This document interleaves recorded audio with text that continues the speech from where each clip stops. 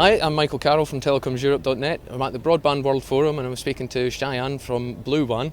Shayan, first of all, I think if you can give us a brief 30-second summary about the company, your history and what you're selling. Sure. So thank you, Michael. Blue One's about 5 years old. We came out of the defense and aerospace communications arm of Thales, and we've developed a technology called fiber through the air, which is specifically targeted and applicable to this week's forum in the space of providing extreme bandwidth capabilities to small cell network topologies and mobile network environments like long-term evolution. And do you see that technology as being particularly relevant? There's obviously a lot of debate around last mile coverage and so on.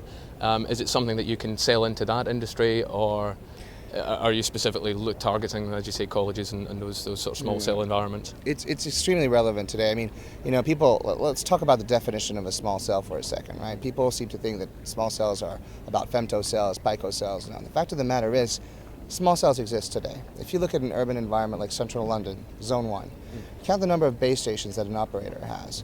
The average number of base stations is about 150 base stations in a 1 kilometer radius, right? And only a quarter of those have fiber backhaul. So you have to provide microwave backhaul to all those cell sites today. That's 3G. Tomorrow, we're going to see with the arrival of long-term evolution a multiplication by 2x or 3x of those numbers of cells. That could easily cost an operator roughly around £10 million a year in backhaul costs for central London alone. So the small cell era is not tomorrow, it's already arrived. And it's not limited to colleges or campuses, it's limited to metro. So it needs to be talked about and addressed today. Sure. Are you finding it a tough sell though? I mean, again, it's a technology, as you mentioned, people always think of femtocells and so on, and very much a consumer-oriented solution. Are you finding this a tough sell at an event like this, or are the people here quite well educated and quite well aware of it and receptive to it? It's a very good question. I mean, traditionally, the forum has been privileging wireline and fixed broadband angles, so fiber GPON or DSL, VDSL.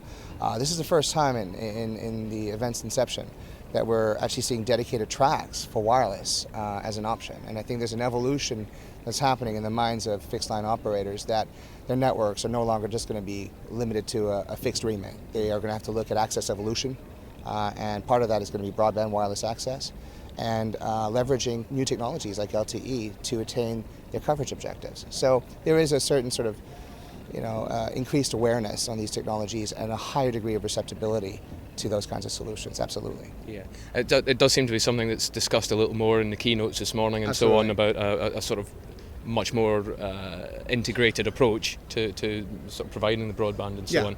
Yeah. You mentioned earlier that this is a great thing, for campuses, metro areas and so on. Is it something that can also roll out into rural areas? Are there benefits for that? Because again, this is a sort of key issue of the event so far. The rural question is always going to be at the top of people's minds here, right? And not just rural in terms of mature markets, but we got to look at rural or emerging markets. And the differences are astonishing. I mean, you take into account things like power, bandwidth, of course, cost per gigabit. And the cost per gigabit is going to be key in order to achieve ubiquitous broadband worldwide. If you look at the cost of deploying fiber to the home in the UK, which is I think around £30 billion, 20% of that cost is the backhaul cost, is how do you actually get source infrastructure and source bandwidth to remote areas.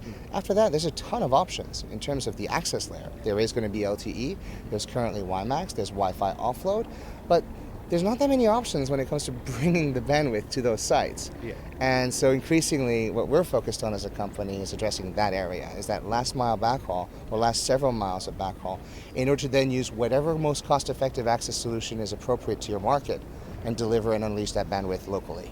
Sure. Okay, time's limited, so one final question. What does the world need from broadband?